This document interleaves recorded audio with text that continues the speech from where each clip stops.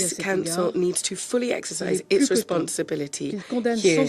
It is high time for it unambiguously to condemn the Hamas terrorist attack against Israel, that it calls to respect international law, including humanitarian law, and calls for deliveries to the aid to be delivered to the population in Gaza. This is why France voted in favour of the draft resolution presented by Brazil. I would like to thank Brazil for its efforts, and this is why France will continue to support any Council initiative that is just and based on our common principles. This Council must act, and it must act Monsieur le now. Président, Mr. la President, Charte des Nations Unies the est entrée en UN vigueur il y a Charter 78 came ans into aujourd'hui. force 78 Nous sommes years ici ago pour la today. We're servir here to et pour serve servir la it paix. and to serve the En ces cause jours of peace. difficiles, la France Today appelle is a chacun difficult à day, ses and France responsabilités calls devant on la Charte everyone to et shoulder devant their les hommes. responsibilities before the Je vous remercie. Charter and before humankind. Thank you very much. I thank His Excellency Ms. Colonna for her statement.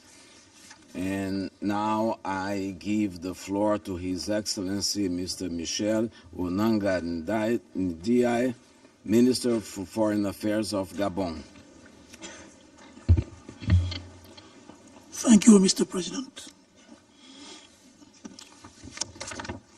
Monsieur le Président, je voudrais d'abord vous remercier d'avoir organisé ce débat public ministériel à un moment où la situation au Moyen-Orient ne cesse de s'aggraver et requiert la plus grande attention de la communauté internationale. Je voudrais saisir cette opportunité pour vous féliciter également pour la présidence de votre pays, le Brésil, en ce mois d'octobre. Je voudrais me féliciter également de la participation à ce débat de Monsieur le Secrétaire général Antony Guterres et salue ses efforts en faveur du processus de paix au Moyen-Orient. J'ai suivi avec une grande attention les exposés édifiants du coordonnateur spécial, M. Thor Wedesland, et de la coordonnatrice spéciale adjointe pour le processus de paix au Moyen-Orient, en charge également de la coordination des affaires humanitaires pour le territoire palestinien occupé, Mme Lynn Hastings. Les attaques effroyables du Hamas en Israël le 7 octobre dernier marquent un point nouveau de basculement dans le conflit israélo-palestinien. Le bilan des combats entre Israël et le Hamas s'alourdit chaque jour et de façon vertigineuse, avec des milliers de morts et de blessés, des personnes enlevées, des atrocités commises à l'encontre des femmes, enfants et des personnes âgées. Le Gabon, mon pays, réitère sa ferme condamnation de ces actes de barbarie et exhorte les ravisseurs à remettre en liberté tous les otages. La libération de 2 otages de nationalité américaine le 20 octobre, puis de 2 autres de nationalité israélienne hier, est un motif d'encouragement. Nous reconnaissons le droit d'Israël à la légitime défense, mais dans le respect du principe de proportionnalité, de précaution et de distinction. Avec le siège à Gaza, la détresse humaine a atteint une échelle insoutenable. Les frappes aériennes indiscriminées ont fait des milliers de morts et de destructions, sans mesure en quelques jours. Les attaques récentes contre l'église orthodoxe et l'hôpital d'Al-Yarab de Gaza sont de ce fait le terrible reflet d'une escalade de violence qui n'a plus de limite. Le Gabon, mon pays, condamne la violence contre les infrastructures de nature civile, en rappelant que les unités sanitaires et leur personnel doivent être respectés et protégés en toutes circonstances conformément au droit international humanitaire. C'est le lieu de rendre un vibrant hommage aux travailleurs et travailleuses humanitaires qui exercent leurs activités avec dévouement dans des conditions souvent hostiles au péril de leur vie. Toujours sur le plan humanitaire, nous suivons avec intérêt l'acheminement de l'aide vers la bande de Gaza, au point de passage de Rafah, qui a débuté le 21 octobre. Il s'agit, de mon point de vue, d'une lueur d'espoir pour des millions de populations de Gaza prises dans l'étau des belligérants, piégées sans eau potable, denrées alimentaires, gaz, carburant et électricité. Nous saluons à cet effet les efforts de l'Égypte et des États-Unis et lançons un appel pour une ouverture en continu de ce point de passage au vu de la situation critique sur le terrain. Monsieur le Président, mis face à ces responsabilités, notre Conseil n'a malheureusement pas pu supporter ces clivages. Le Gabon, mon pays, a voté en faveur des 2 derniers projets de résolution, animés par le profond désir de mettre fin aux exactions et de protéger les populations civiles. Nous regrettons que notre Conseil n'ait pu parvenir à un consensus, l'arrêt immédiat des hostilités et un accès sans entrave à l'aide humanitaire aux populations dont le besoin et des urgences vitales sont des urgences vitales. Nous devons œuvrer davantage pour We faire must taire les work armes et trouver une solution further durable to silence the à la guns and dimension achieve de an la gravité enduring de cette solution crise. commensurate to the gravity of this Le Gabon crisis. pense Gabon qu'il est plus believes que that it temps is que la high place de time l'humain for humanity soit au-dessus to des prevail alliances over politiques political et and géopolitiques. geopolitical alliances. Il est évident que le conflit actuel Clearly, ne the saurait current être conflict appréhendé cannot be uniquement à understood l'aune des only in the événements de wake ces derniers of the jours. events in recent days. L'examen des causes profondes de ce conflit An est une examination of the urgente root nécessité. causes of this conflict is an urgent La necessity. poursuite de la politique The continued d'expansion des policy colonies, of expanding démolition settlements, et demolitions expulsion, and notamment dans la evictions, Cisjordanie particularly in the occupée, occupied y West compris Bank, Jérusalem including East Est, Jerusalem, le blocus de the Gaza, blockade on Gaza, les provocations à caractère religious religieux, provocation, les attaques terroristes sur le terrorist sol attacks israélien, on Israeli soil, la récurrence des the propos recurrence of belliqueux bellicose auxquels speech, s'ajoute le gel des as fonds well as the fiscaux collectés seizing par of Israël tax auprès des revenues that travailleurs Israel collects d'autorité from workers palestinienne pour from le the compte de Palestinian cette dernière, Authority on its behalf. All constituent of des these obstacles are majeurs à major l'édification d'une obstacles to paix globale, building juste et global, durable. just and lasting Les peace. violations manifestes du The droit manifest violations of international et des international résolutions law du Conseil de and the sécurité, resolutions of the Security notamment Council, les particularly résolutions resolutions 1860 1860 et 2334, and doivent 2334, impérativement must cesser. urgently cease.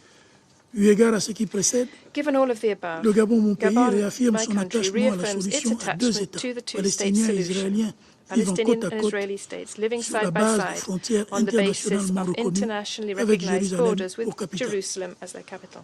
En outre, dans Moreover, l'optique in d'une the coexistence context of a pacifique des peuples peaceful israéliens et coexistence palestiniens, of le Israeli and Gabon Palestinian people, rappelle Gabon également also recalls its attachment son to attachement au respect du statu upholding quo the des lieux status saints quo de of the Jérusalem holy sites of et reconnaît le rôle Jerusalem and crucial du recognizes royaume the de crucial Jordanie role of the en tant Kingdom que of gardien Jordan as officiel des lieux official saints musulmans custodian de of the Jérusalem. Muslim holy sites of Jerusalem. Monsieur le Président, President, l'escalade des the hostilités nous escalation met in face hostilities à un places contexte de us guerre in dont the l'impact sur context la of a région war est whose inéluctable. impact on the region is unquestionable. Nous nous devons de prévenir un We enlisement de la must situation prevent et the l'ouverture d'autres situation fronts from dans la becoming région, mired notamment en down and the Cisjordanie, opening of other au fronts sud in the du Liban, region, particularly in West qui Bank rendrait or the south l'environnement of Lebanon, régional encore which plus would make the volatile. regional environment still more Le volatile. Gabon prend note de la tenue au Gabon Caire notes the holding in Cairo du sommet pour la paix of the Peace du Summit 21 octobre on the dernier 21st of et October exhorte les acteurs and régionaux urges et regional and internationaux ayant une international influence protagonists sur with les an partis influence on the à parties appuyer davantage to toutes les lend every initiatives visant support au to dialogue initiatives et à la paix aimed au at Moyen-Orient. dialogue and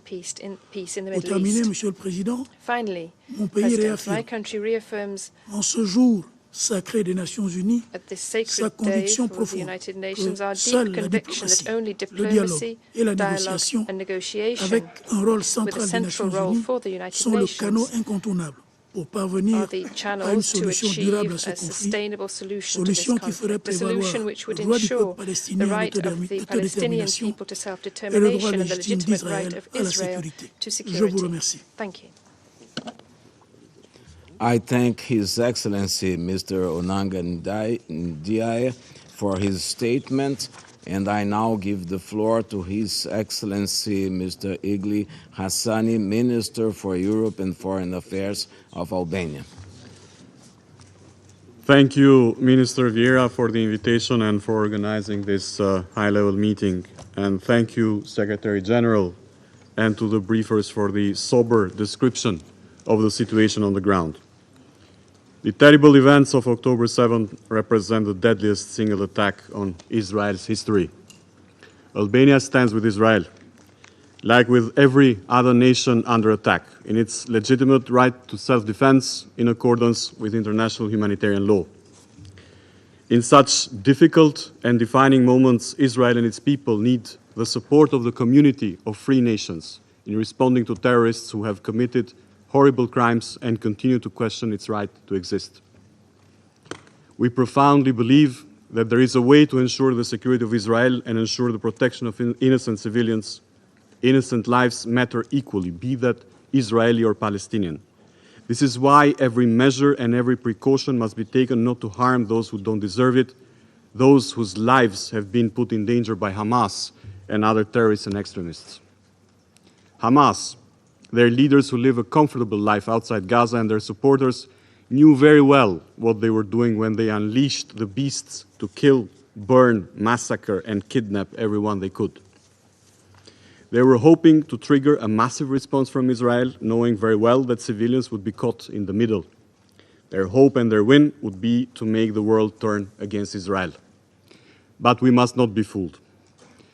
There is only one party that is rejoicing with what is happening. It is the country known to sponsor of terrorism in Gaza, in the West Bank, in Yemen, in Lebanon, in Syria, anywhere they can.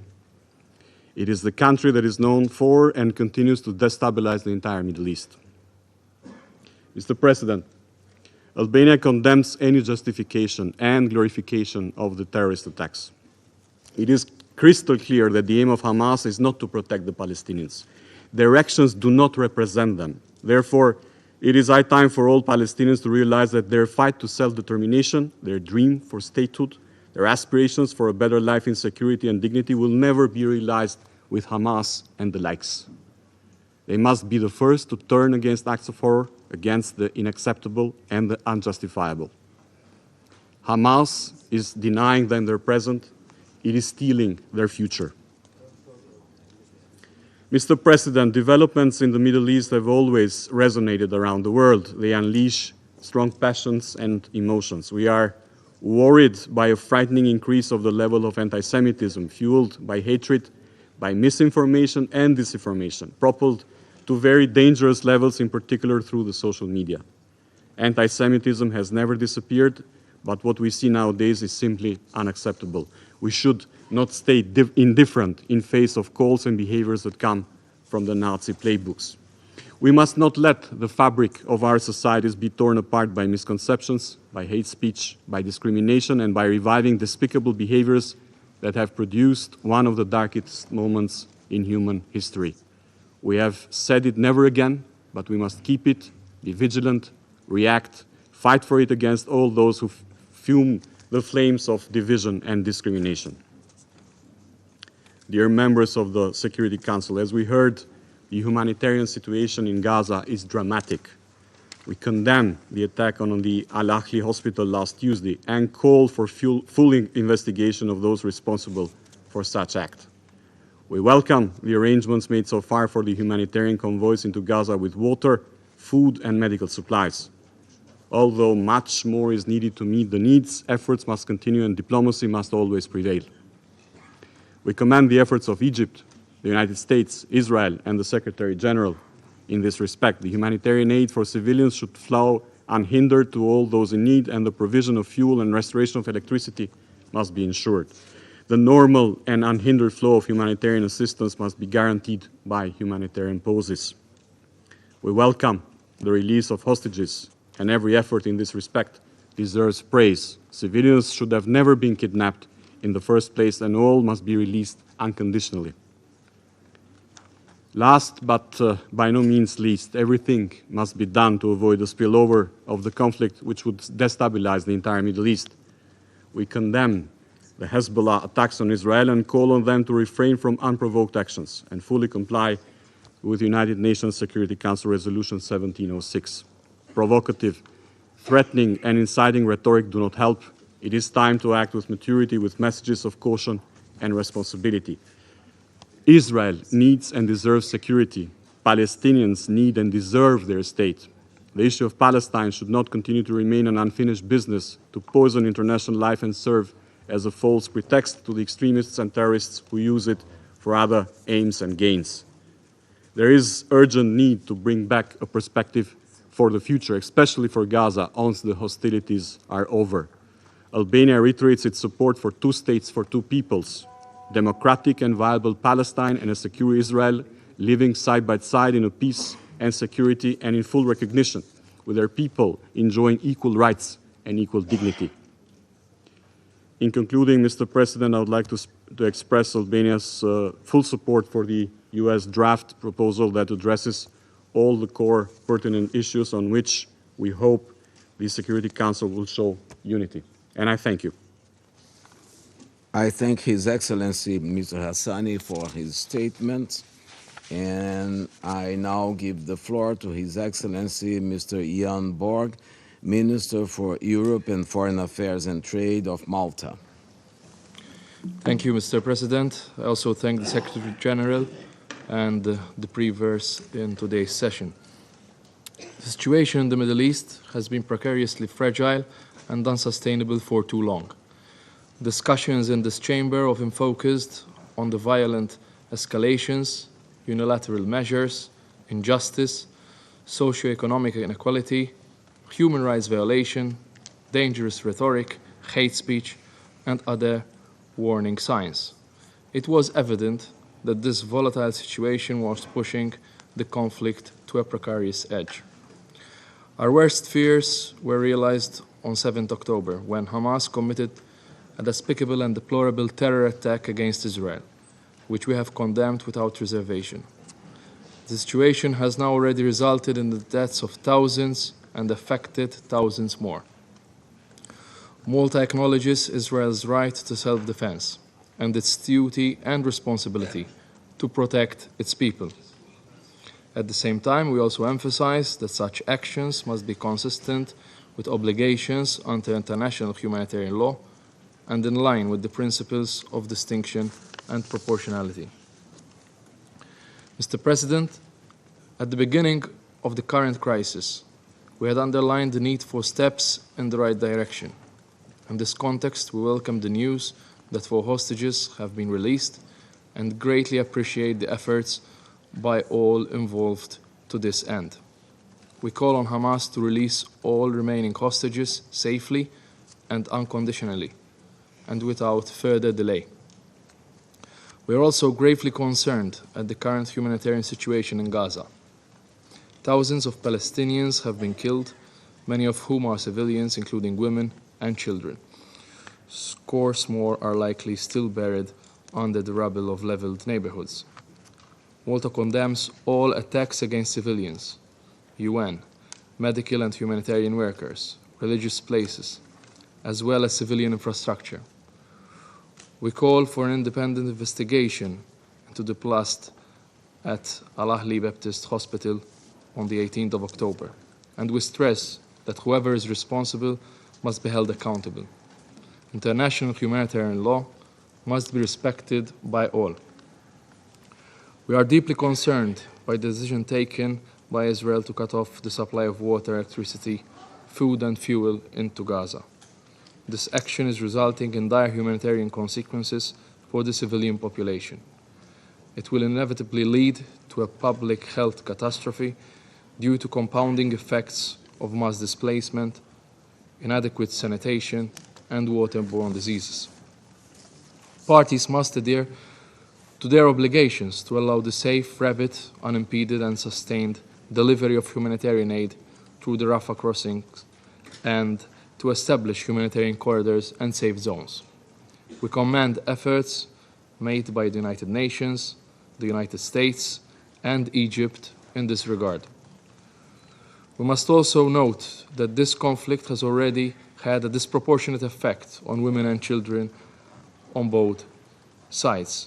Over 200 people, including women and children, are being held hostage by Hamas. Internally displaced women and girls in Gaza are at an elevated risk of gender-based violence, including sexual and psychological violence. It is in view of these extraordinary levels of suffering that Malta strongly reiterates its call for the establishment of an immediate humanitarian pause. Mr. President, the legitimate aspirations of the Palestinian people should not be confused with the terroristic group of Hamas. It is crucial that this distinction is made clear to all to avoid further inflammatory polarization and potentials of regional escalation. Neither can we lose sight of the West Bank.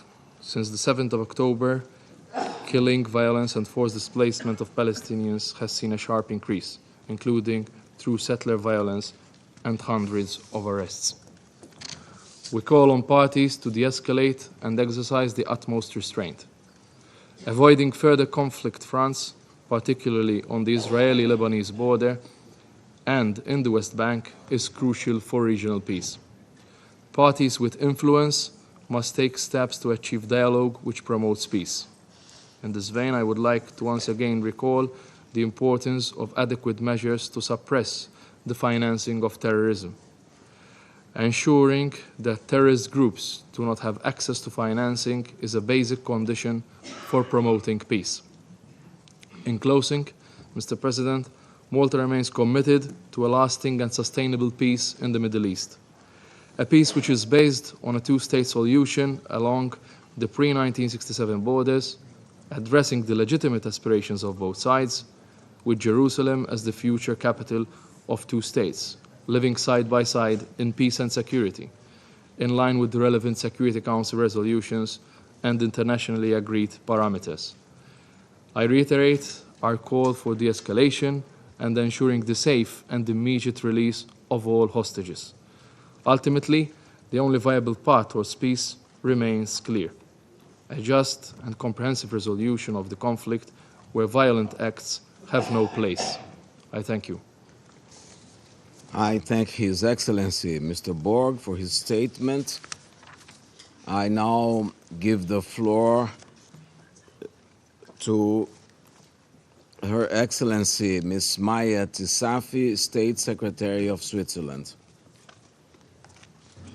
Monsieur le Président, Excellences, President, je tiens à vous remercier pour l'organisation de ce débat ouvert sur la situation au Moyen-Orient. Je remercie aussi le secrétaire général, le coordinateur spécial Turkmenistan et de son adjointe, Mme Lynn Hastings, pour leur intervention importante. La présence de nombreux ministres des Affaires étrangères et d'autres hauts représentants d'États membres témoigne de la gravité du moment. Excellences, la Suisse, pays dépositaire de Convention de Genève, a fait de la protection des civils et du respect du droit international humanitaire une priorité de son mandat au Conseil de sécurité. Nous nous engageons pour un Conseil qui, même dans l'urgence et surtout dans l'urgence, fait du respect du droit international humanitaire une priorité.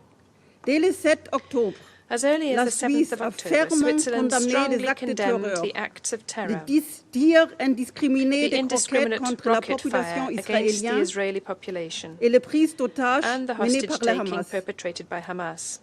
Tous les otages retenus à Gaza doivent être traités humainement et libérés de manière immédiate et inconditionnelle. Nous avons, dès le début de cette crise, également reconnu la volonté légitime de défense et de sécurité nationale d'Israël, le droit international légitime de défendre et de sécurité nationale d'Israël. Le droit international humanitaire prend en compte la sécurité légitime et la nécessité militaire. Nous rappelons aux parties le caractère obligatoire de toutes ces règles, sans exception, en particulier les principes de distinction, de proportionnalité et de précaution dans le conduite de hostilité. Avant même le 7 octobre, nous évoquions au sein de ce Conseil le nombre de morts qui atteignait déjà des records effrayants. Nous déplorons aujourd'hui les victimes des actes de terreur de Hamas, ainsi que la mort de milliers de civils, dont des milliers d'enfants en Israël et dans tous les territoires palestiniens occupés, y compris Jérusalem-Est. Nous présentons nos plus sincères condoléances à leurs proches. La semaine dernière, de nombreuses personnes ont été tuées ou blessées lorsque l'hôpital Al-Ali à Gaza a été touché. La Suisse est jointe au secrétaire général dans une condamnation sans équivoque. Elle a demandé qu'une enquête soit menée afin que les faits soient éclaircis. Monsieur le Président, il faut impérativement protéger les civils et les personnes qui ne participent plus aux hostilités.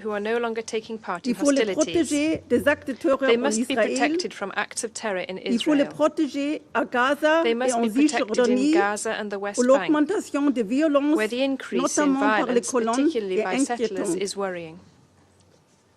Nous soulignons également la nécessité de mener des enquêtes sur toutes les violations du droit international afin que leurs auteurs puissent être traduits en justice.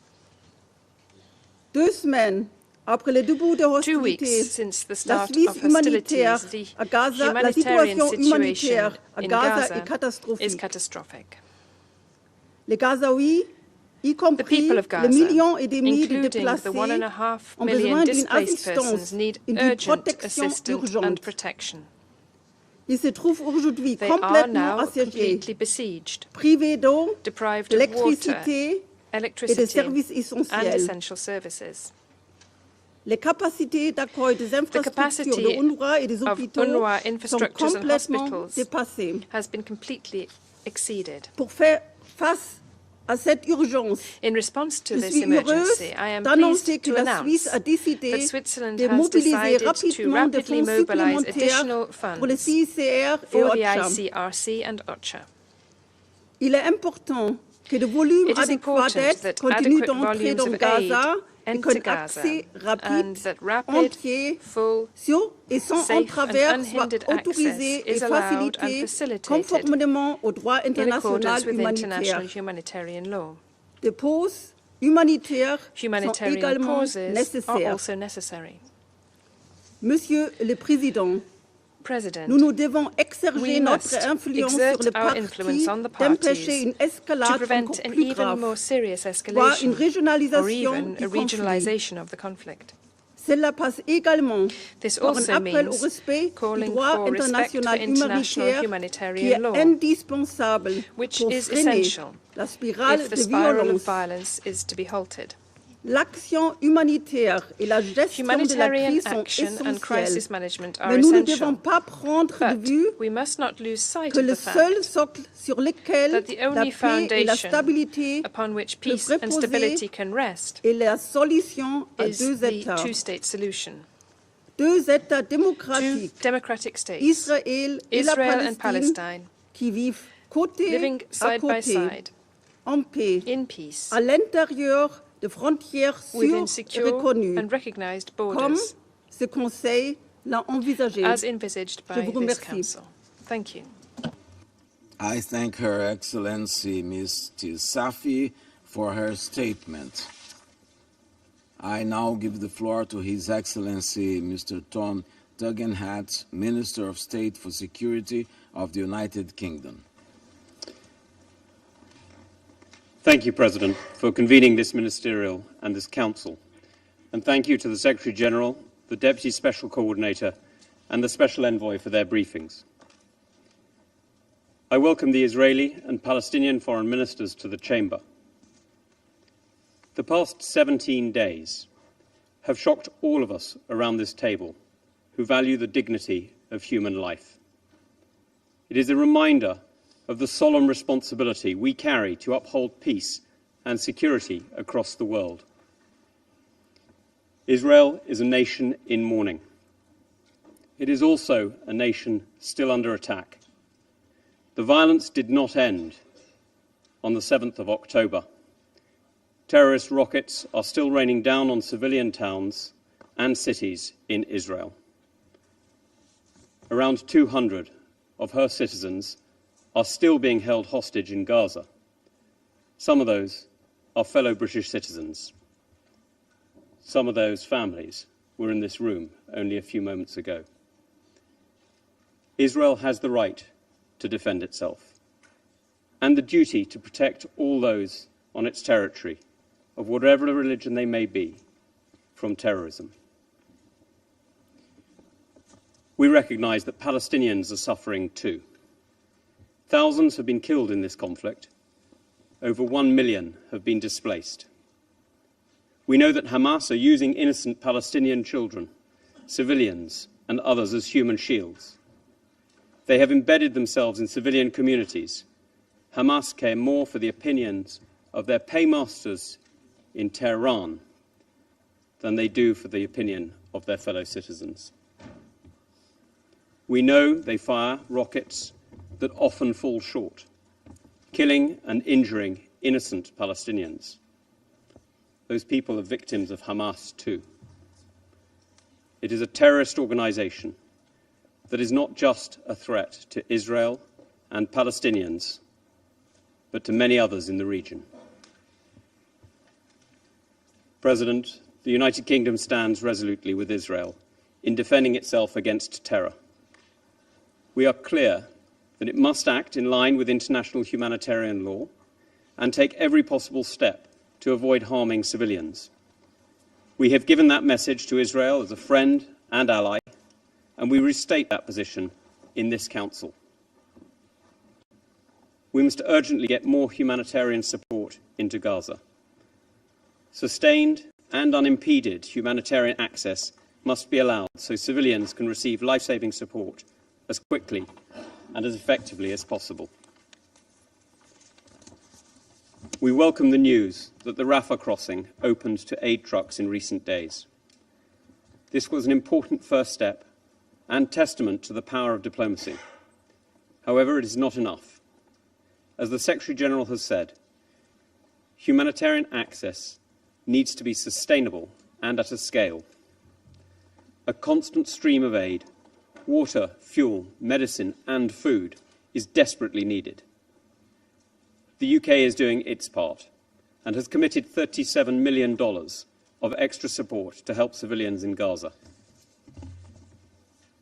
President, we must prevent this conflict, sparking conflict beyond Gaza and engulfing the wider region in war. The attacks by Hezbollah terrorists on Israel's northern border, raising tensions in the West Bank, and missiles and drones launched from Yemen, all warn of the conflagration that is possible. It is in the interest of Israeli and Palestinian civilians and all states in the region that this conflict does not spread further. That is why my Prime Minister and Foreign Secretary have been in the region, engaging closely with our friends and partners to avoid escalation. Now is the time for dogged diplomacy that recognises the hard realities and delivers help now. Lastly, President, the UK's long-standing position on the Middle East peace process remains clear. We support a negotiated settlement leading to a safe and secure Israel living alongside a viable and sovereign Palestinian state. The events of the past week show with total clarity the need to achieve these goals. Hope and humanity must win out.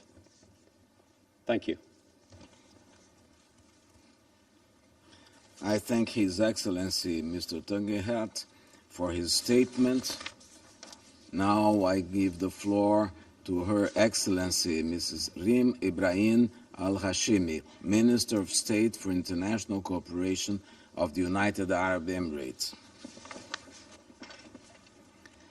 بسم الله الرحمن الرحيم. سيد الرئيس.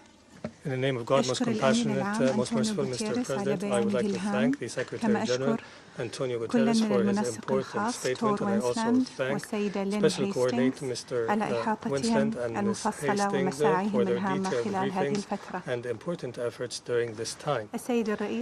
Mr. President, our region is witnessing one of the most difficult crises in its modern history. In light of these critical developments, أود أن أسلط الضوء على عدد من النقاط الأساسية التي يجب أن تشكل أبرز الأولويات في الوقت الراهن.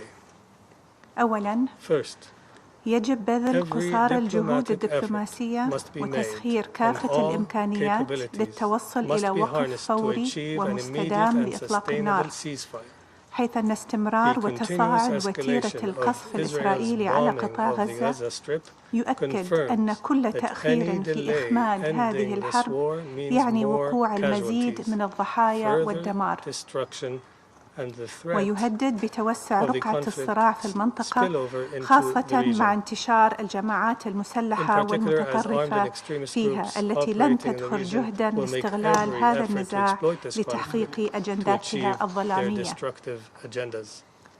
فقد شهدنا مؤخرا تنامي التوترات في المنطقة، سواء في جنوب لبنان أو جولان السوري المحتل أو عبر البحر الأحمر، ولا يخفى عليكم بأن انزلاق المنطقة في حرب إقليمية سيؤدي إلى ما لا يحمد عقباه، حيث لن يكون أمن المنطقة على المحك فحسب، بل قد تمتد نيران الحرب لتزعزع الاستقرار حول العالم.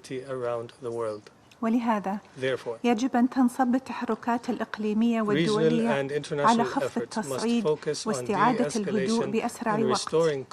ونرحب في هذا الصدد بانعقاد قمة القاهرة للسلام السبت الماضي، والتي تعالت فيها الدعوات إلى وقف إطلاق النار، كما نثمن الجهود الدبلوماسية الحثيثة التي تبذلها دول المنطقة والجهات الدولية الفاعلة.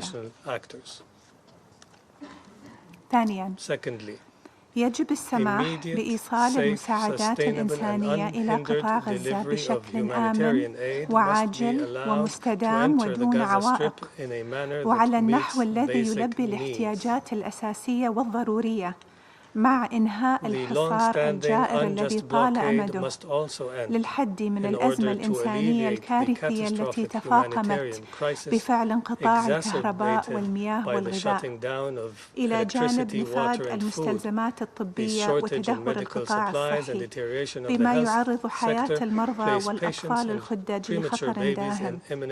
كما يجب إدخال الوقود الذي يعد أساسياً لتشغيل المستشفيات ومرافق المياه وغيرها.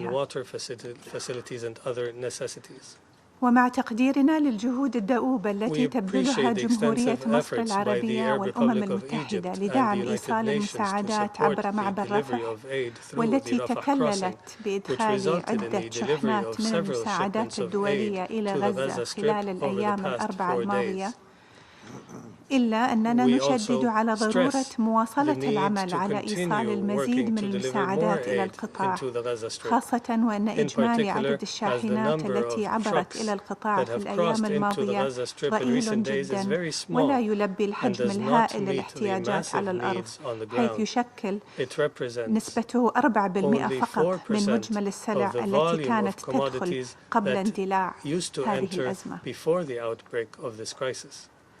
ثالثاً، وكما ذكر الأمين العام، فإن للحروب قوانيناً تحكمها، وفي مقدمتها حماية المدنيين. لقد قتل حتى الآن أكثر من 5,000 فلسطيني، منهم 2,000 طفل، فيما نزح أكثر من 60% من سكان القطاع بحثاً عن مأوى في مكان يخلو من أي ملاذ آمن، فضلاً عن تدمير 43% من الوحدات السكنية في غزة حسب ما أوردت الأمم المتحدة. وكما أكدنا منذ بداية هذه الأزمة، فإن إسرائيل مطالبة بعدم استهداف المدنيين والأعيان المدنية، ومنها المستشفيات والمدارس ومرافق الأمم المتحدة. كما ندين مقتل عدد كبير من الصحفيين والعاملين في المجال الإنساني والطواقم الطبية، ونشدد على ضرورة حمايتهم بما يتماشى مع القانون الدولي الإنساني. وبينما نكرر أن الهجمات التي شنتها حماس في 7 أكتوبر هي هجمات بربرية وشنيعة، ونطالبها بالإطلاق الفوري وغير المشروط لسراح الرهائن لحقن الدماء وتجنيب جميع المدنيين المزيد من الويلات، إلا أننا نؤكد في الوقت ذاته بأن جرائم حماس بحق المدنيين لا يمكن أن تبرر إطلاقاً سياسة العقاب الجماعي الإسرائيلية تجاه قطاع غزة، حيث يجب أن تحترم إسرائيل التزاماتها بموجب القانون الدولي الإنساني وأن تضمن حياة المدنيين. ونكرر مجدداً رفضنا القاطع لأوامر إسرائيل بإخلاء أكثر من 1,000,000 شخص من شمال غزة إلى جنوبها، ونطالب بإلغائها، ونحذر من أي محاولات لتهجير الشعب الفلسطيني من أرضه بشكل قسري، والذي يهدد بنكبة جديدة. سيد الرئيس، بينما نواصل العمل على وقف هذه الحرب، يجب أن لا ننظر إليها بمعزل عن الوضع القائم في الأرض الفلسطينية المحتلة منذ قرابة 6 عقود، والتصعيدات الخطيرة التي شهدناها في الآونة الأخيرة. فقطاع غزة حبيس حصار فرض عليه منذ حوالي 17 عاماً، ويرزح تحت وطأة الجوع والفقر والبطالة. أما الضفة الغربية فتشهد منذ العام الماضي ارتفاعاً حاداً في عدد القتلى وهجمات المستوطنين الذين استشرى عنفهم ضد المدنيين الفلسطينيين، بالإضافة إلى الإعلان عن إنشاء آلاف الوحدات الاستيطانية الجديدة واستمرار عمليات هدم الممتلكات وتهجير الآلاف والتلويح الخطير بخطط الضم، ناهيكم عن الاعتداءات المستمرة على المدن والقرى الفلسطينية. كما شهدت القدس هذا العام تحديداً تزايد الاقتحامات المسجد الأقصى المبارك من قبل المتطرفين وأعضاء في الحكومة الإسرائيلية وبحماية من القوات الأمنية الإسرائيلية. إن خلق بيئة يسودها السلام والاستقرار يعتمد بالدرجة الأولى على وقف جميع الممارسات غير الشرعية واتخاذ تدابير لبناء الثقة بين الأطراف واستثناء عملية مفاوضات جدية وذات مصداقية إلى جانب الحفاظ على الوضع القانوني والتاريخي القائم في القدس ومقدساتها واحترام دور المملكة الأردنية الهاشمية في رعاية المقدسات والأوقاف في المدينة. وختاماً سيد الرئيس، فقد أثبتت الأحداث الأخيرة الحاجة الماسة لتجاوز النهج العقيمة في إدارة هذا النزاع. قبل أكثر من 50 عاماً حين اندلعت حرب عام 1967 تأخر هذا المجلس في اعتماد قرار لوقف الحرب، والذي ساهم في انطلاق أطول احتلال عسكري مستمر إلى يومنا هذا. فهل نترك شعوب المنطقة تعيش في سلسلة من الحروب والعنف والكره المتراكم من جيل إلى آخر؟ حرصا منا على تفادي ذلك، تؤكد دولة الإمارات العربية المتحدة على ضرورة اعتماد قرار يدعو إلى وقف إطلاق نار إنساني على نحو فوري ومستدام، ومن ثم العمل جديا على التوصل إلى حل عادل ودائم وشامل لهذا النزاع بما يتيح لكلا الشعبين العيش في سلام وأمن دائمين. كما تواصل دولة الإمارات الدعوة إلى جعل الحوار والتعايش السلمي والتعاون مساراً لإحلال الاستقرار في المنطقة، واليوم نطلب منكم دعم هذه الرؤية لتحقيق تطلعات شعوب المنطقة في التقدم والازدهار. إن الإنسانية اليوم تواجه اختباراً مفصلياً، وعلينا كقيادات مسؤولة وواعية خاصة في هذا المجلس أن ننجح في هذا الاختبار من خلال الدفع بخيار السلام وإحياء حل الدولتين الذي تبرز الحاجة لتحقيقه اليوم أكثر من أي وقت مضى، وتلبية تطلعات الشعب الفلسطيني المشروعة، والذي يستوجب التصدي للأزمة ومعالجتها عوضاً عن الاكتفاء بإدارتها. فمن غير المنطقي تكرار نفس النهج تجاه هذا النزاع وتوقع نتائج مختلفة. وشكراً سيد الرئيس. I thank Her Excellency Mrs. Al-Hashimi for her statement, and now I give the floor to the permanent representative of the Russian Federation. Mr. President, distinguished Minister Herrera, we'd like to thank the Secretary General and also the Special Coordinator for the Middle East Peace Process, Tor Venisland, and also Lynn Hastings for their substantive briefings on the situation in the Middle East region. We believe it's important to point out that at this very difficult time, the Secretary General went to the region in order personally to be involved in efforts to bring settlement and to be involved in the humanitarian response to what is happening. Unfortunately, today's debates are taking place not only on UN Day, but with a background of an unprecedented outbreak of violence in the area of the Palestinian-Israeli conflict that has caused a catastrophic growth in the number of casualties amongst civilians from both sides. As a result of the 7th of October hostilities, according to most recent data, about 1,000 Israelis and Palestinians have died, or thousands rather. 18,000 people have been injured. There are 19 Russians among the victims. I'm not going to repeat the statistics. We have heard the most up-to-date data from Tor Venesland, which bears witness to the fact that the scale of the humanitarian disaster in the Gaza Strip has exceeded all possible, all of our worst imaginations.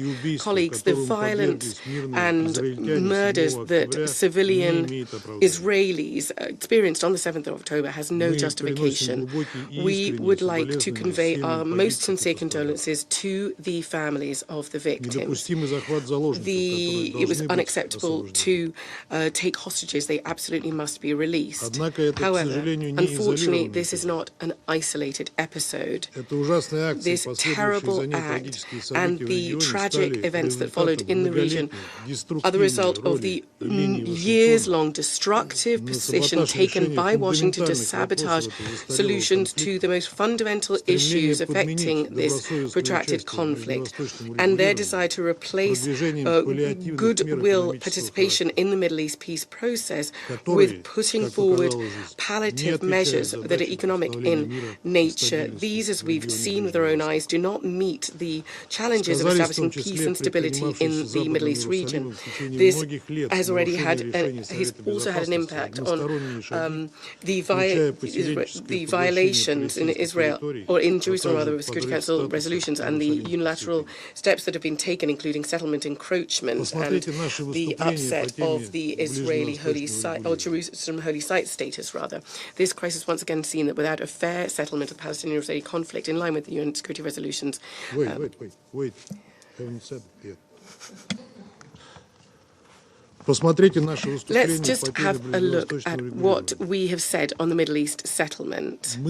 We, along with many others, for several years now have warned that the situation is on the brink of explosion, and the explosion occurred. This crisis has once again shown that without fair settlement of the Palestinian-Israeli conflict, in line with Security Council and General Assembly resolutions, based on approved international decisions on the two-state solution, regional stabilization will be out of reach. Russia's position was and will remain fundamental and consistent. There's a need to establish a sustainable negotiation process at UN-approved platforms. Following this, there must be the establishment of a sovereign Palestinian state within the 1967 borders, with East Jerusalem as its capital, coexisting in peace and security with Israel. The Council absolutely has to take this into consideration in the future. Otherwise, similar incidents will not be able to be avoided. However, we are all facing a more urgent challenge to stop the violence and ensure the supply of humanitarian assistance to civilians in Gaza that are encountering arbitrary strikes from Israel and egregious violations of IHL. To these aims, on the 16th of October, we initiated a draft resolution of the UN Security Council with calls to implement urgent measures to stop the violence and to swiftly release the hostages to prevent a humanitarian disaster in Gaza and to ensure there's no spillover into the region. There were 30 countries about that who co-sponsored the Russian initiative, including 17 states from the Arab world. Unfortunately, because of the negative vote of Washington on the Russian and then the Brazilian draft resolution, the Council once again was not able to carry out its main charter purpose, namely to maintain international peace and security. The result was clear: ongoing escalation, accompanied by a growth in the number of victims amongst civilians and the destruction of civilian infrastructure. After our draft failed to be adopted, there was this terrible strike on the Al-Ali hospital in Gaza. Mr. President, during the Council's work on the draft resolutions on Gaza, it became clear that there was a common denominator that could become the basis for such an important collective position of the UN Security Council on what is happening regarding the Gaza Strip. This is a number of humanitarian requirements for the parties to the conflict, and the UN humanitarian agencies would be involved as as would other humanitarian workers on the ground. We're convinced that the key point here is the need for a swift ceasefire. The fact that it was not included in the Council project was a step in the wrong direction and could be interpreted as Council support for Israel's plans to conduct a ground offensive in Gaza. We think that such a scenario is unacceptable, and here we are convinced in the positions not only of the Arab and Islamic states, but also most of the countries of the global south as a whole. We understand the emotions of those who live in Israel that have experienced hatred and contempt, and because of their anger and their rage, and because of the shock and horror at the death in such a large number of civilians. However, the history of the Middle East quite clearly shows that violence only leads to violence, and this vicious circle absolutely needs to be broken. Any possible actions, army actions by Israel in Gaza, using the methods that we've already seen, including the gross violations of IHL and the mass deaths of civilians, is just likely to provoke a larger scale conflict that might affect the whole region and even beyond. And we do, it seems that we do very much hope that absolutely no members of the Security Council want this. However, the most recent steps of our American colleagues seem to bring that into doubt. There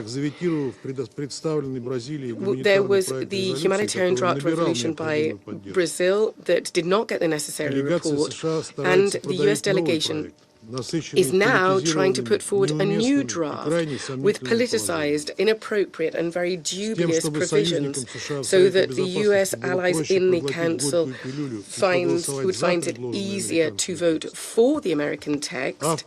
The sponsors have plumped it full of a whole number of humanitarian measures that Israel could do during its ground operation. They have sought to ensure that nothing in the draft would prevent Western Jerusalem from carrying it out. We are firmly convinced, colleagues, that the main sign that the whole world is expecting from the Security Council is a call for a swift and unconditional ceasefire on the opposing parties. This is precisely what is not in the American draft. Therefore, we don't see any point in it, and we cannot support it.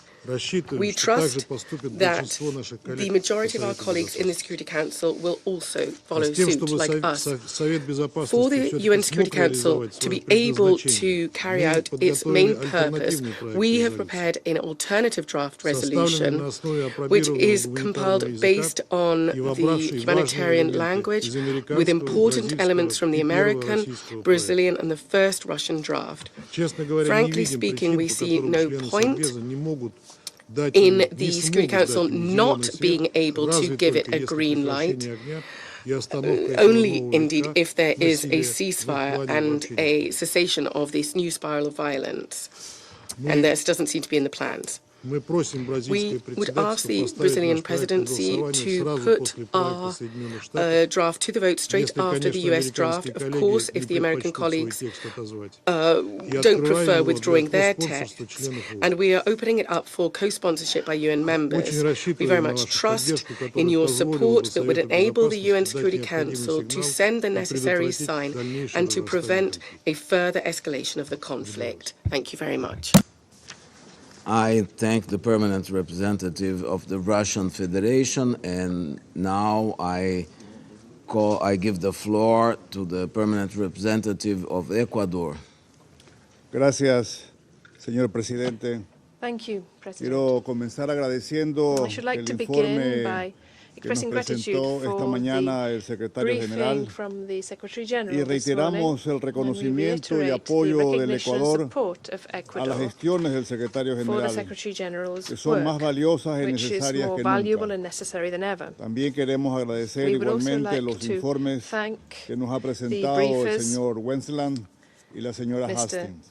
Tor Wennesland and Ms. Este debate Hastings. abierto, señor presidente, es This una open ocasión debate, propicia President, is para que este an Consejo ideal escuche los opportunity for this criterios Council to hear de the los views miembros de las of the Naciones members of the Unidas. United Nations. Y no puede ser más oportuno, And it could not come dados at a los more timely acontecimientos moment, que todos conocemos. given the recent Por esta events of which we razón, are all señor so well presidente, aware. voy a ser breve. For that reason, President, Hace I 6 will be días, brief. en 6 este days mismo ago, salón, in this same chamber, expresé mi I posición sobre la expressed my gravísima position escalada on de the violencia extremely en serious Oriente escalation Medio of violence in e the hice Middle un East. llamado a todos los And I actores issued a call a mostrar to all contención, protagonists to exhibit evitar exacerbar las restraint, to avoid tensiones stoking y tensions, prevenir una and to expansión de la prevent a violencia a spillover otras of the zonas. violence to other zones.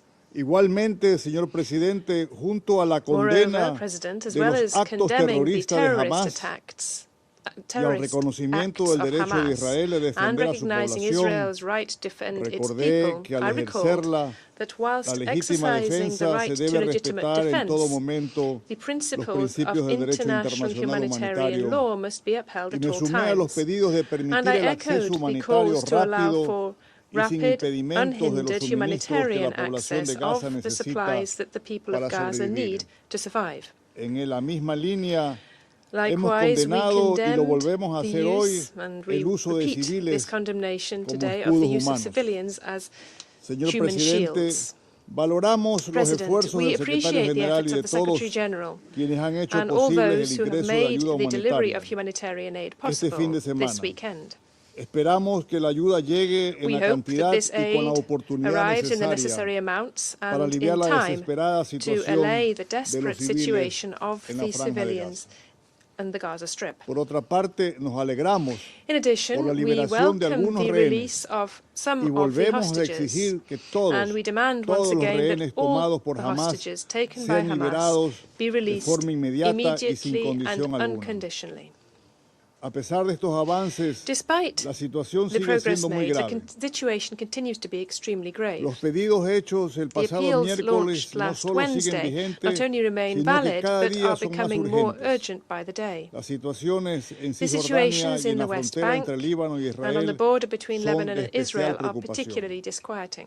Señor presidente, President, el Consejo de this Seguridad Council, no debe this Security convertirse en una Council must arena de not become an rivalidades, arena for rivalries, sino que debe ser but rather un it espacio must para construir be la a paz. space for building peace.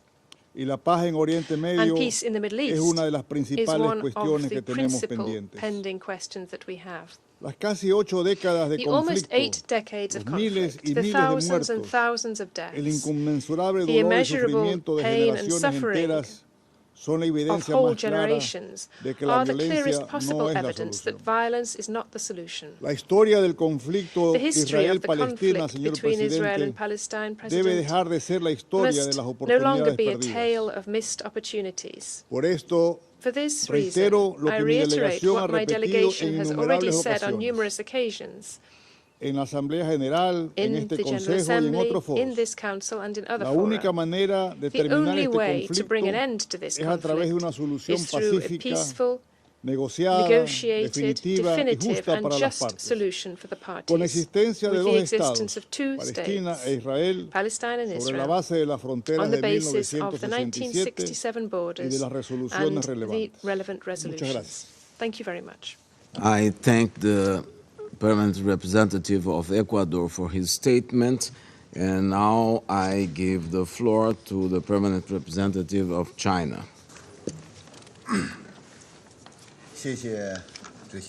Thank you, Mr. President.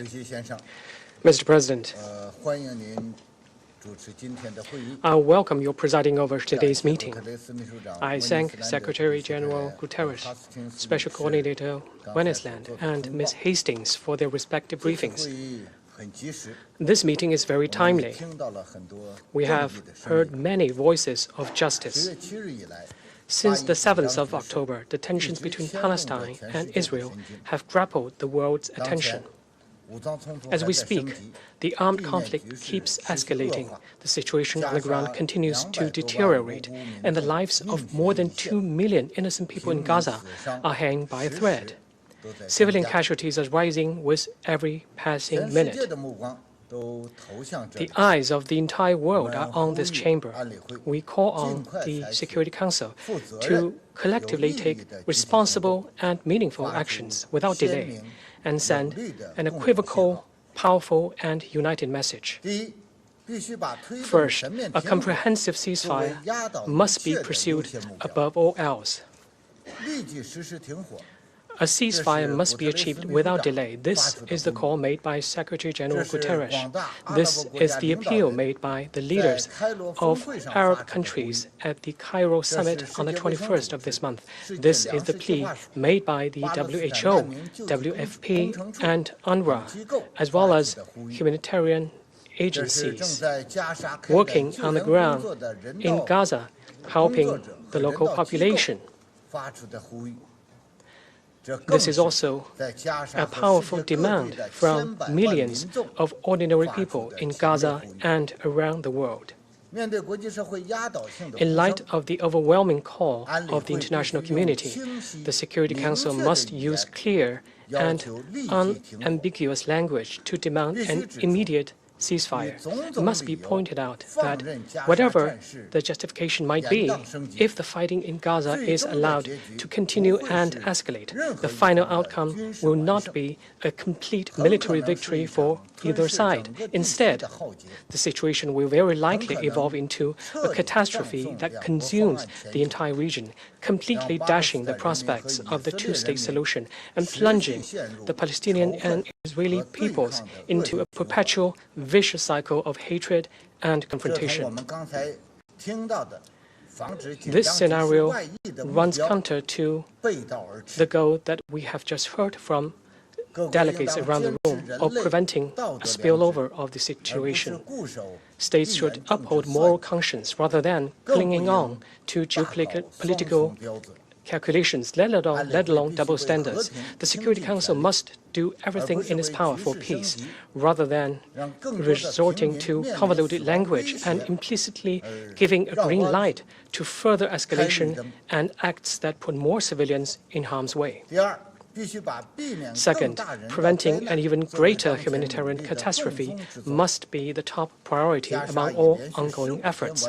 Gaza has been without power for 15 consecutive days.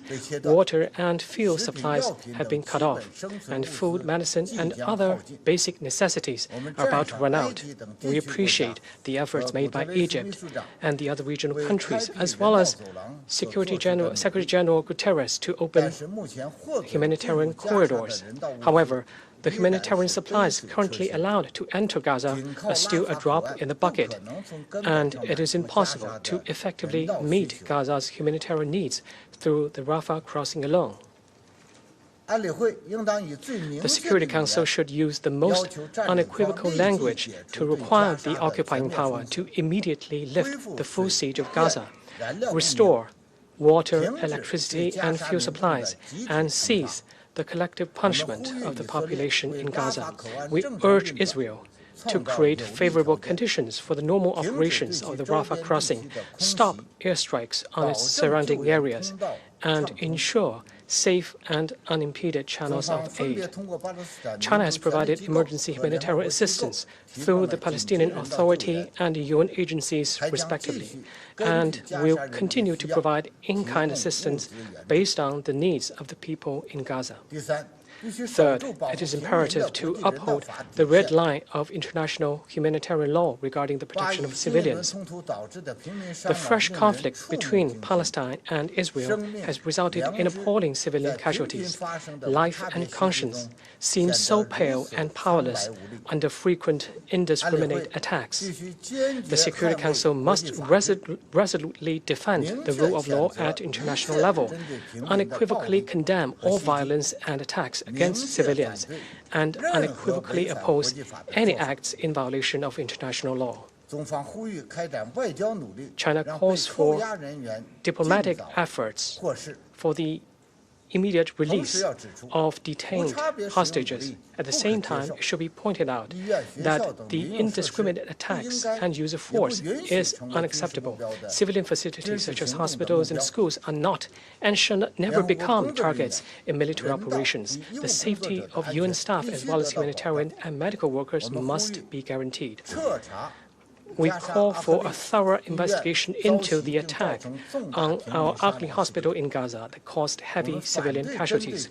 We oppose the forced displacement and relocation of Gazans and urge Israel to fulfill its obligations under international humanitarian law and immediately rescind the emergency evacuation order for northern Gaza. Fourth, we must uphold fairness and justice. The root cause of the Palestinian-Israeli conflict lies in the prolonged illegal occupation of Palestinian territories, the long-running neglect of the Palestinian right to independent statehood, as well as the lack of effective protection of the Palestinian people's basic rights. The fundamental approach in addressing the Palestinian-Israeli conflict is to implement the two-state solution and to achieve peaceful coexistence between Palestine and Israel. Discussions on specific issues must not be taken out of this context, and the actions taken by the Security Council must not deviate from the right direction. Failing that, there will be no justice in the world, and decisions made by the Security Council may even be counterproductive. Mr. President, China has been working tirelessly to promote a cessation of hostilities and the restoration of peace. China has maintained close communication with all relevant parties and is committed to playing a responsible and constructive role in achieving a ceasefire, protecting civilians, and avoiding an even deadlier humanitarian disaster. China has no self-interest on the Palestinian question. Any initiative that contributes to peace will receive China's staunch support. Any endeavor that facilitates Palestinian-Israeli reconciliation will be pursued by China with all-out efforts. We will continue to stand on the side of international fairness and justice, on the side of international law, and on the side of the legitimate aspirations of the wider Arab and Islamic world. We stay committed to working with the international community and making unremitting efforts for achieving a comprehensive, just, and lasting solution to the Palestinian question at an early date. Thank you, Mr. President. I thank the permanent representative of China for his statement, and I now give the floor to the representative of Japan. I thank Secretary General Guterres, Special Coordinator to Wensland, and Deputy Special Coordinator Hastings for their briefings. The situation is changing dramatically by the hour, and timely updates to the Security Council are critical. Mr. President, Japan once again condemns the terror attacks committed by Hamas and other Palestinian militants in the strongest terms. Hostages must be released immediately. The international community should never tolerate such heinous acts. It is important for us to redouble our diplomatic efforts so that the situation calms down and does not spill over across the region. Israel has a right to defend itself and its people in accordance with international law. At the same time, all parties need to act based on international law. Equally crucial is addressing the humanitarian situation in Gaza. We must also secure the safety of civilians. We need to take all measures necessary to allow full, rapid, safe, and unhindered humanitarian access consistent with international humanitarian law to alleviate the devastating humanitarian situation where basic needs such as electricity, water, food, and sanitation are running out. Japan would also like to reaffirm the importance of ensuring the protection of medical and humanitarian personnel exclusively engaged in medical duties in accordance with the relevant Security Council resolutions, including Resolution 2286. Mr. President, the threat of spillover into the region and beyond is very real. We have already seen skirmishes between Israel and Hezbollah, missiles and drones being shot down by the U.S. Navy in the Red Sea, and bombing of Aleppo and Damascus airports. All too easily, the situation could erupt into a regional war that no one would benefit from. We must act now to prevent it. Japan supports any diplomatic activities that can lead towards de-escalation and the improvement of the humanitarian situation, including the Cairo Summit for Peace over the weekend and ongoing negotiations to free the hostages. We pay deep respect to the efforts by the United States, Egypt, and the Secretary General that led to the entry of aid trucks through the Rafah crossing into Gaza. But more is needed, and we should encourage further steps to continue to deliver life-saving assistance to the Palestinian people in Gaza without delay. The united action of the Security Council, which has primary responsibility for international peace and security, is needed, now more than ever. The silence of the Security Council is not acceptable, and we must move forward promptly. Mr. President, the current conflict has demonstrated yet again how vital the two-state solution is. Japan supports a two-state solution whereby Israel and future independent Palestinian state live side by side in peace and security. We must not give up on peace. Israeli and Palestinians alike deserve to live in peace, security, and dignity. In concluding, let me make 3 points. First, we need fairness. We need to express sympathy, condolences, solidarity with, and feel pains as ours with all innocent civilians, regardless of their nationality, ethnicity, or religious beliefs. Rule of law has to apply equally. Second, we need to be clear about our objectives. It's two-state solution through diplomatic efforts. Third and last, we need pragmatism. However ideal a proposal may be, it does not help if it is not very unfortunately implemented. We need to capitalize on proposals that make difference on the ground. This Council's task is to agree upon the most meaningful implementable steps we can hope for, and not to scrap proposals just because they are not ideal. It goes without saying that pragmatism should not compromise international law or international humanitarian law.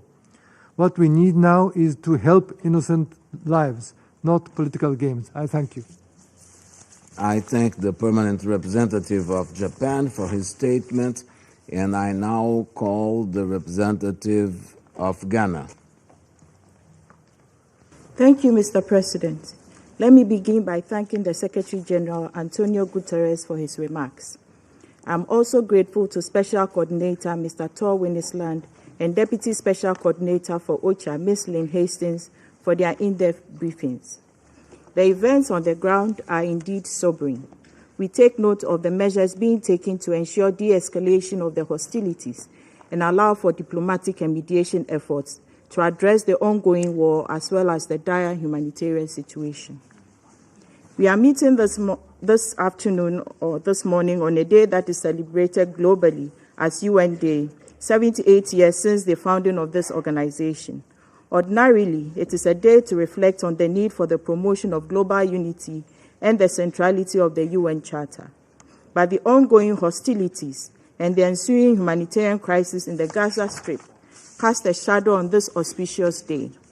It is also regrettable that the Council has not as yet been successful at reaching consensus on a comprehensive humanitarian response since 7th October.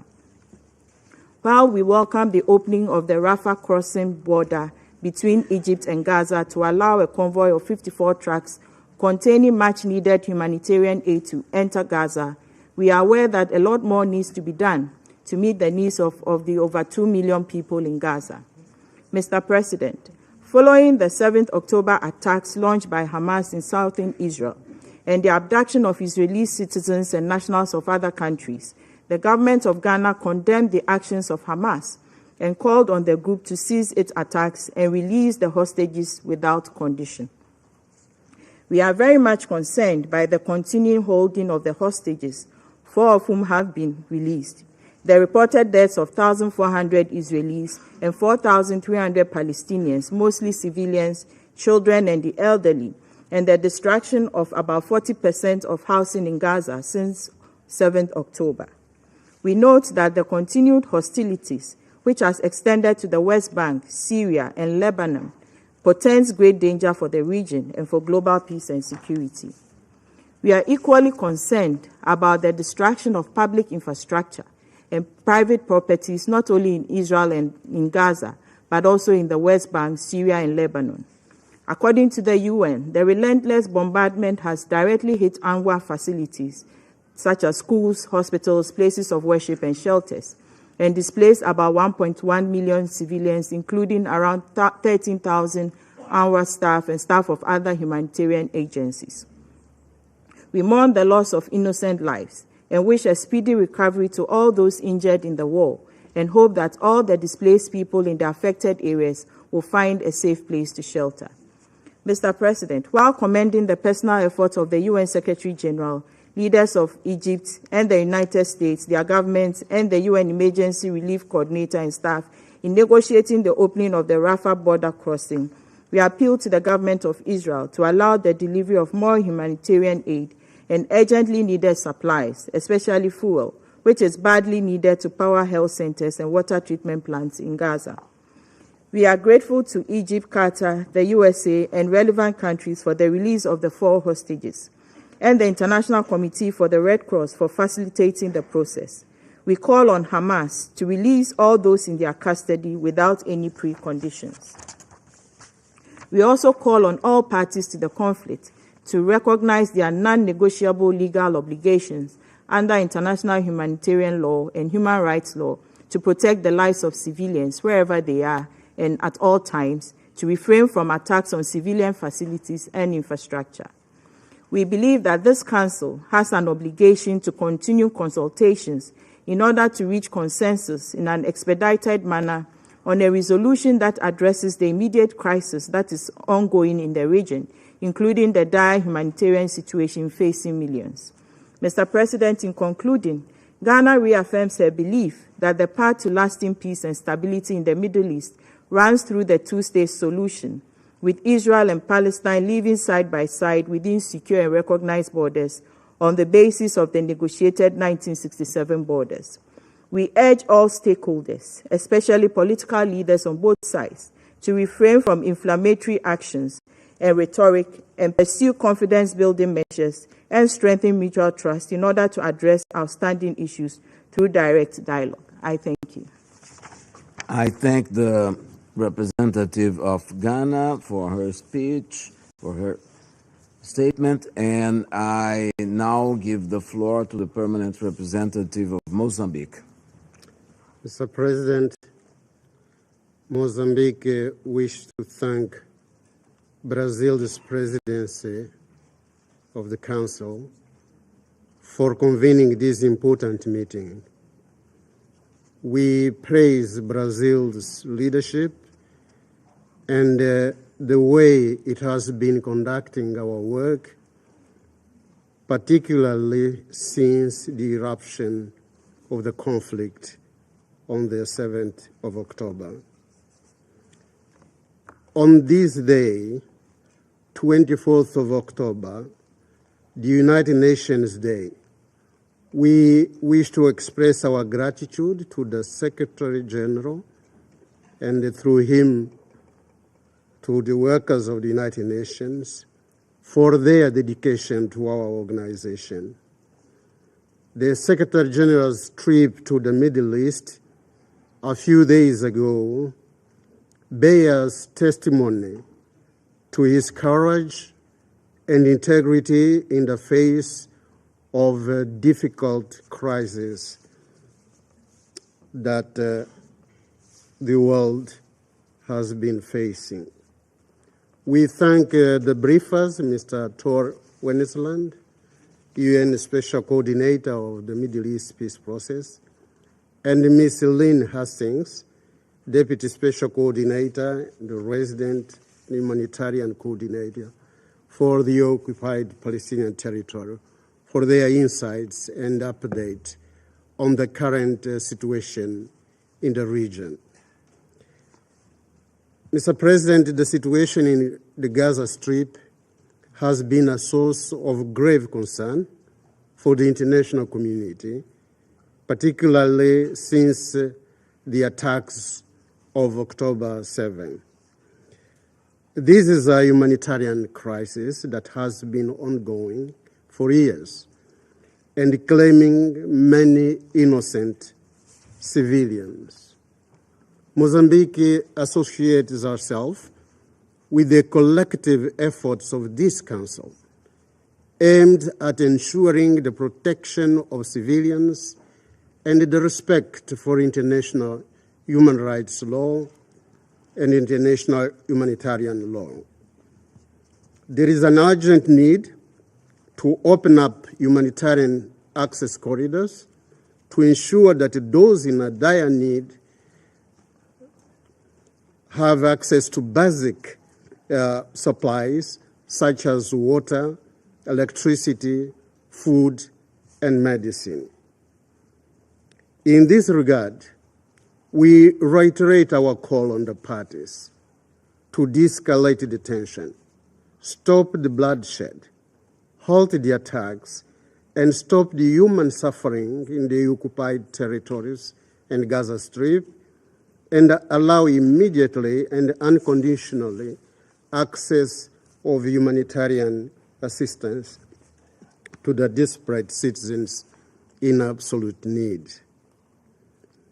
With the humanitarian tragedy in Gaza unfolding before our eyes, we call on the international community to ensure respect for principles and rules of international human rights, international humanitarian law, Geneva Conventions, and their protocols.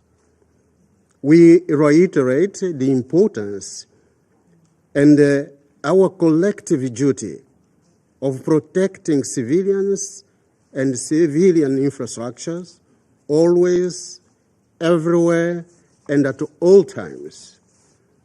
Mr. President, as Security Council members, it is our duty and responsibility to work together in a united manner and with a unified voice to contain and solve the conflict, to bring to an end the cycle of violence and prevent regional escalation.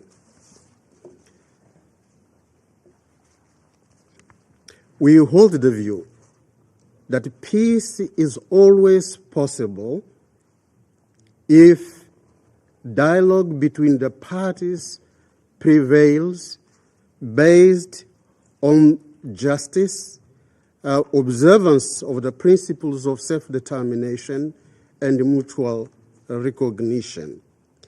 We wish to remind once again that the Charter compels the parties and indeed the entire international community to practice tolerance and live together in peace with one another as good neighbors. Mr. President, we urge the parties to pursue the path of dialogue, working together in a constructive manner for a lasting peace, respecting the principle of the two-state solution in accordance with the relevant Security Council resolutions. I thank you. I thank the permanent representative of Mozambique for his statement. There is still a number of speakers remaining on my list for this meeting. I intend, with the concurrence of members of the Council, to suspend the meeting until 3 p.m. The meeting is suspended.